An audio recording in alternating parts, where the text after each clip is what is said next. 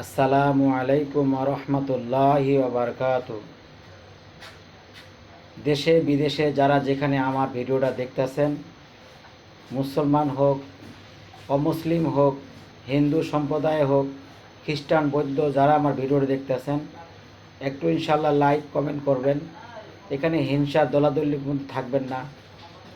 আশা করি আমি কেরো পক্ষে নিয়ে কথা বলি না, সবাইকে সম্মান দিয়ে সবাইকে সমানভাবে কথা বলার চেষ্টা করি। আজকে জুমার দিন, মুসলমানদের জন্য বলা হয়েছে আজকে ঈদের দিন। আজকের দিনে বেশি বেশি দুরূদ শরীফ পাঠ করা। আজকে পুরো এক সপ্তাহের দুরূদ শরীফ পুরো আমল হুজুর সাল্লাল্লাহু আলাইহি সাল্লাম, আমাদের প্রিয় নেতা, তাদের রোজা মোবারকে পৌঁছানো হবে, ফেরেশতারা পৌঁছাইয়া দিবে। এজন্য আজকের দিনে মাগরিবের আগ পর্যন্ত বেশি বেশি দুরূদ পাঠ করা।